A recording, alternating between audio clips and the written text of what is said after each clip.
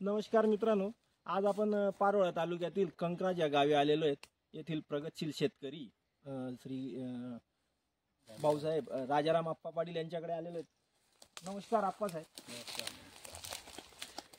भाऊसाहेबांची ओळख म्हणजे भाऊसाहेबांचा petrol pump आहे, गावाचे सरपंच आहेत, ते प्रथम नागरिक आहेत, त्यांचा स्वतःचा बर्फाचा कारखाना आहे, हॉटेल आहेत। तर जवळपास बरेच मोठे शेतकरी आहेत, त्यांचं शेतीकडे लक्ष न देता आल्यामुळे या शेतीकडे ते कसे वळाले आणि त्यांना काय वाटतं सुळबाबूळ शेतीबद्दल याबद्दल आपण त्यांचे विचार जाणून घेणार आहेत। तर आप्पासाहेब नमस्कार। नमस्कार। तर आमच्या शेतकऱ्यांना तुम्ही थोडक्यात सांगा, आप्पासाहेब हा जो तुम्ही आता प्लॉट लावलेला आहे कधी लागवड केली आहे? याची लागवड जवळपास 15 जून 15 जून। पण कधी वर्ष? 2022 जून 22 मध्ये आप्पासाहेबांनी लागवड केलेली। किती एकर लागवड आहे भाऊसाहेब? त्याच्यात त्याचे 6 महिने आधी 5 एकर होतं, नंतर 13 एकर लावलेलं आहे। 13 एकर म्हणजे जवळपास 18 एकर तुमची लागवड आहे। तुमचं हेही चांगलं झालेलं। खतं काय दिली होती तुम्ही? आम्ही रासायनिक खत दुसरं 319 दुसरं काही दिलं नाही। दुसरं काही दिलं? तर आमच्या शेतकऱ्यांना तुम्ही आप्पासाहेब थोडक्यात सांगा की तुम्ही या सुळबाबूळ शेतीकडे कसे वळाले आणि का वळाले? म्हणजे आजच्या काळामध्ये शेती हा लई मोठा डोकं व्यवसाय होऊन गेला आहे।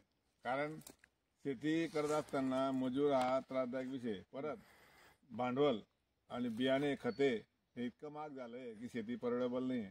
मी माझ्या आयुष्यात गरिबीतून शेती करून पुढे आलेला, व्यवसायामध्ये आलेला माणूस आहे, परंतु शेतीमध्ये मी काय नाही केलं। केळी केली, ऊस लावले, मिरची लावली, पपई लावली, सर्व करून पाहिले, लिंबू लावले, 8 वर्ष लिंबू उपटून फेकले मजुरामुळे।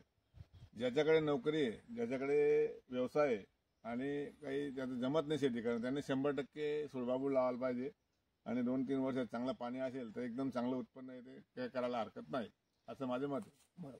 तर तुम्ही पाहू शकतात मित्रांनो, जवळपास हे जे झाड आहे याचं आपण जर गर्थ घेतला एका झाडात 38 येईल झाड,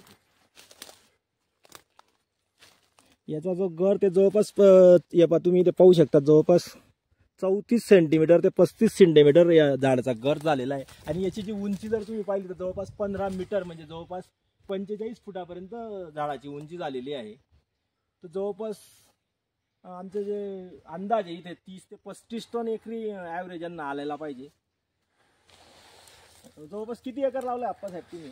हे 14 एकर आहे, 13 एकर 13 एकर लागवड आहे त्यांची। जर तुम्ही 5 बाय 5 वर त्यांनी लावलेलं आहे, 5 बाय 5 आहे का? 5 बाय 5 वर त्यांनी लावलेलं आहे। तर कटिंग कधी चालू आता करणार आहेत ना? आता कटिंग एक 2-4-8 दिवसात चालू आहे यांची, त्याच्यानंतर आपण एक त्यांचं मुलाखत घेणार आहेत किती ॲव्हरेज आला ते आपण। तर या पिकामध्ये सगळ्यात महत्त्वाचं म्हणजे मजुराचं टेन्शन नाही आहे। सध्या 5,000 रुपये दराने कंपनी खरेदी करते। कंपनीला आजही रोज 2,000 मेट्रिक टन लाकूड लागते, पण कंपनीला देऊ शकत नाही।